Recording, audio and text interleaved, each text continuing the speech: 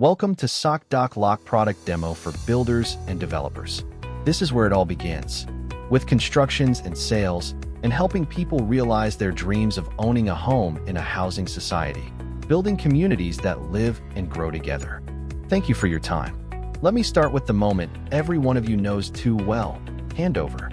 The towers are done, the OC is in hand, the society is registered, and now comes the part nobody enjoys: assembling and photocopying hundreds of documents to dump on a brand new committee that doesn't yet know a Form I from a Form J.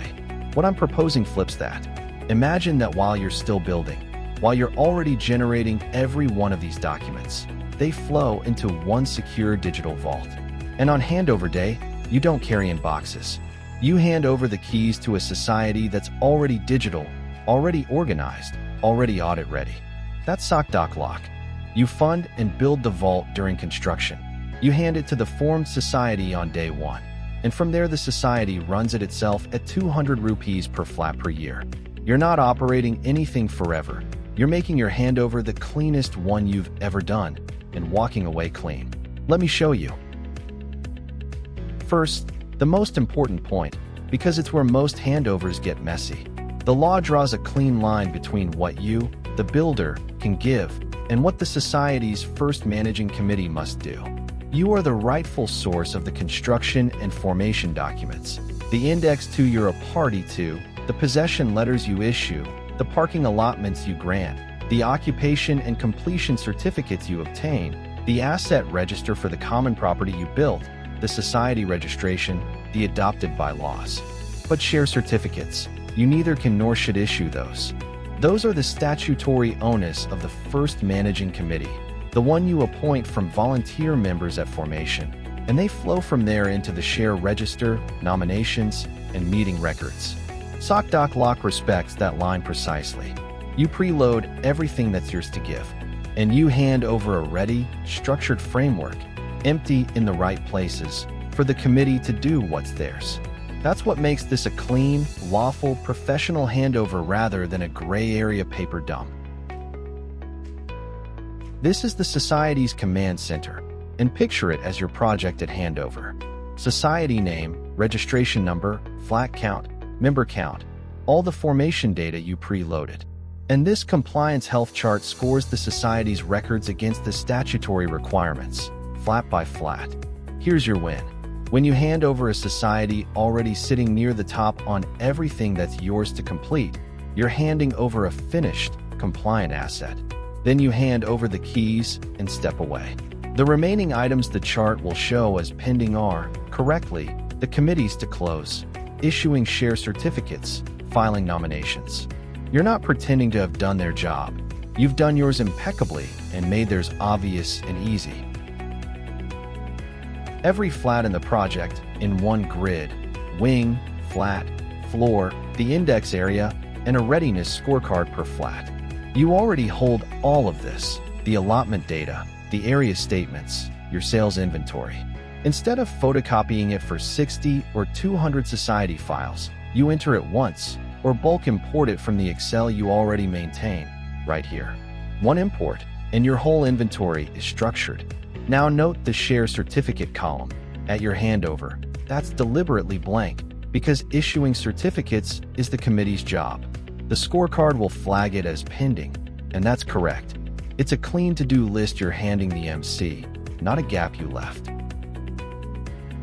Open any flat.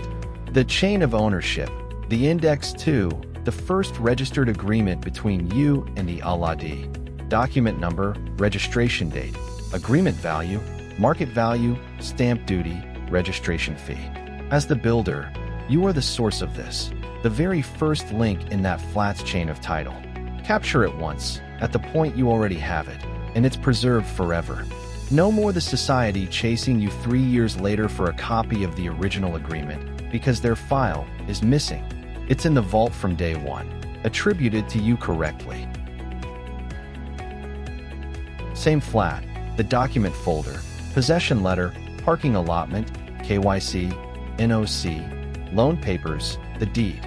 Be honest about today's process. At possession, your team prints and hands each buyer their possession and parking letters, makes a society copy, and keeps a master set.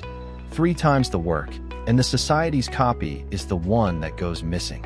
Here, you upload each document once and tag it to the flat, and it's simultaneously the buyer's record, the society's record, and the permanent archive. The possession letter, the parking letter, the loan NOC. These are yours to issue, and you've now issued them once, cleanly, forever. This screen is where the system quietly does your handover quality control for you, flat by flat. It's the data scorecard, and this flat is sitting at gold. Every one of these checks runs automatically. Is the Index 2 on file? Is the sale value entered and within 25% of market value? Is the stamp duty at least 6%? Is the possession letter on file? The parking letter, the KYC? 25 separate statutory checks, and the system has gone through every one and told you exactly where this flat stands. Now look at what's green, and this is the point for a builder. Index 2 on file, possession letter on file, parking letter on file, KYC on file, stamp duty, registration fee, sale value, all validated. Those are all yours to give, and on this flat, you've given them, cleanly, and the system has verified it. That's your work, done and signed off, visible at a glance. And look at what's flagged in red. No nomination filed for the 2 members. That's it. And notice, that pending item is not yours to fix. Nominations, like share certificates, are the committee's and the members' job after handover. So the scorecard is doing something powerful for you. It cleanly separates what you were responsible for, all green, from the handful of items that belong to the society after you've handed over. You're not being blamed for an empty nomination. The system shows plainly that your part is complete and theirs is pending. Here's why this matters at handover. Instead of someone on your team manually pulling each flats file and ticking a checklist 60 or 200 times, the system does it continuously in the background. On handover day, you can show the committee, flat by flat, exactly what's complete and exactly what's now theirs to action. No ambiguity, no disputes about what the builder did or didn't hand over. And one more thing, this is the member's own login. The buyer can see their own flat status, and right here the system tells them precisely what to do. Email the pending documents to the society office. So the chasing flows the right way. Members close their own gaps with the committee, not with you. Your phone stops ringing. So whether it's you proving your handover is complete, the committee seeing their to-do list, or a member fixing their own record, the collating, the checking, the chasing, the system carries that load. And it draws the line, automatically, between your duties and theirs. This is a share certificate, and I want to be precise, because it's exactly the line we drew earlier. You do not issue this. Share certificates are the statutory responsibility of the Society's first managing committee. So what does SOC-DOC-LOC do for you here? It hands the committee a ready slot for every flat, linked to the right member, the right shares, the right flat, so that when they issue and sign the certificates, they simply scan and attach them, and the share register populates itself. You're not doing their job. You're handing them a system where their job takes minutes instead of months. That's a gift the committee will thank you for. This is the registered Index 2, the sub-registrar's record with the official seal, the single most important ownership proof for every flat, and your party to the first one. Today, collating these for an entire project at handover is a nightmare. With SOC-DOC-LOC, as each registration happens during your sales, the document goes straight into that flat's vault. By handover, the society already holds a complete, verified set, and you stop fielding "Can you send us the Index 2" calls for years afterward. This is squarely yours to give, and you give all of it effortlessly. Even parking, the single biggest source of disputes in any new society, is documented here. This is the stilt floor plan and the per flat allotment letters. You allotted these, they're yours to issue. Upload the plan and the letters once, and you've preempted years of "the builder promised me that spot." The record is unambiguous, and crucially, once you hand over, it's no longer yours to adjudicate. It's documented, settled, and off your desk. Nominations. This is not yours to fill. Members file their own nominees, and the committee admits them. The system enforces the by-law rule that nominations total 100%. Why show it to you? Because part of what makes your handover valuable is that you're not just dumping documents. You're handing over a working framework for everything the society must do next. Empty where it should be empty. Structured so the committee can act fast instead of inheriting dead paper registers they'll ignore for years. And the underlying statutory nomination form, Appendix 14 under by Law 31, is preserved against each record once filed. Again, not your data entry, but it's part of the complete, lawful, professional system you're handing over, so the committee never has to go hunting for the right format. This matters to you specifically. This flat has already changed hands once. Current owner above, original allotee below, marked ceased on the transfer date. The entire chain is preserved, starting from your original sale. In many projects, the first resale happens before the society's even fully formed.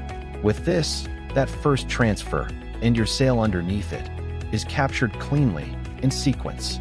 You're no longer the weak link anyone can question in the chain of title. The history starts with you and is preserved permanently, long after you've exited.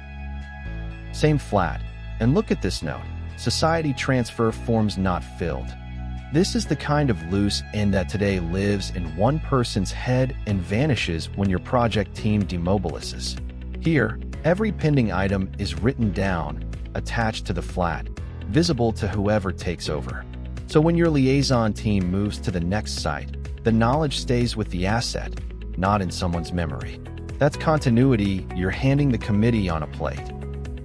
The full member register, every allotee and co-owner, their class, contacts, PAN. This is essentially your original sales list, the buyers you onboarded. Enter or import it once, and it powers every statutory register automatically. You're turning your sales MIS into the society's legal backbone, with zero duplicate effort, and handing the committee a clean, complete membership the day they take charge.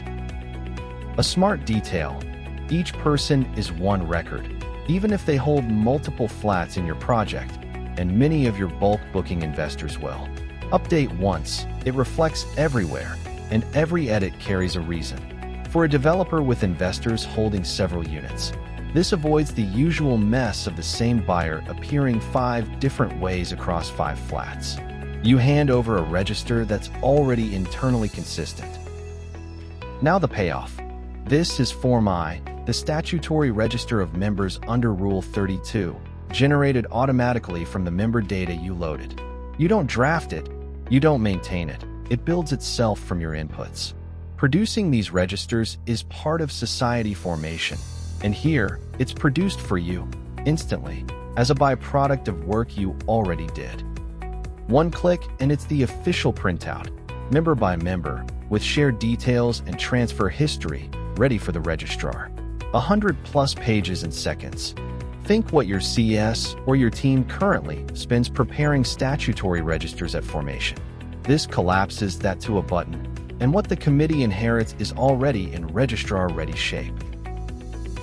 Form J, the list of members under Rule 33. Same story. Nothing maintained separately, generated live from the same data you entered. Another formation deliverable, handled, and handed over complete. The official Form J printout, every member, address, class, flat. This is the kind of clean statutory output that makes your handover documentation look professional and complete, not a binder of inconsistent photocopies. At the most scrutinized moment of the project, your paperwork signals quality. The nomination register under Model by Laws 25 to 27.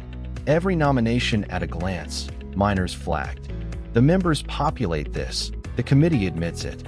You're handing them the structure, ready to go, so they can get compliant in weeks instead of letting it lapse for years. And it's official printout, in exactly the format an auditor expects. The point for you: there's nothing to assemble at handover. The framework is live, and the moment the committee starts filing nominations, the register and its PDF generate themselves. They begin their statutory life audit-ready. because of how you set them up. The share register, under by Law 14 and Rule 60. This is squarely the committee's domain because it flows from the share certificates they issue. But watch what the system does. It tracks which certificates are recorded and which are still missing. So on the day you hand over, you can show the committee a precise, real-time checklist of exactly what they need to issue, flat by flat. You're not leaving them guessing. You're handing them a structured punch list for their very first task. That's the difference between a confused new committee and one that hits the ground running. And the formatted share register output, flat, certificate number, serials, value, members, joint holders. As the committee issues certificates and attaché scans, this register fills in and formats itself, audit grade. You hand over the empty but ready structure. Their routine work completes it. No statutory register ever has to be drafted by hand again. That's the gift in the framework. Now, this slide protects you. Every change in the system is recorded. What changed, who, when, and why. Read only, with a tamper-proof hash chain so history can't be quietly altered. Here's why a builder cares: handover disputes. How often does a society allege, a year or two later, that the builder never handed over this document or fudged that figure? With this, there's an immutable, time-stamped record of exactly what you handed over, fixed forever the moment ownership transfers to the society. It cleanly separates what you authored and gave from what the committee did afterward. You're not handing over a black box anyone can later claim was incomplete. You're handing over a transparent, verifiable record that protects your liability long after you've exited the project. Beyond the flat files, the Society's master documents live here, and these are overwhelmingly yours to give. The occupation certificate, the completion certificate, the Society registration certificate, the adopted bylaws, the conveyance, the asset register for the common property and equipment you built, the standard buyer-seller forms. Upload them once, and the Society inherits a complete master archive at handover. No more, do you still have a copy of the OC? Or, where's the asset register 3 years on? Everything you're legally the source of, in one place, handed over whole. The meetings module, AGM, SGM, and committee meetings, with attendance, resolutions, and signed minutes. Now, the founding general body meeting and the appointment of the first provisional committee that's effectively convened by you at formation. Record that founding meeting here, and the Society's minute book begins, properly, from the moment of handover. After that, it's the committee's to maintain, but you've started their statutory record cleanly, on the right foot, instead of leaving them a blank book and a shrug. This is the meeting's list as it grows, but the point for you is continuity. The committee you hand to today gets replaced by elections in a couple of years, then again. With SOC-DOC-LOC, everything you handed over survives every one of those changes. Your careful handover doesn't evaporate the first time office bearers turn over, which is exactly what happens to physical files today. What you authored and gave is preserved for the life of the building, no matter who's running the society.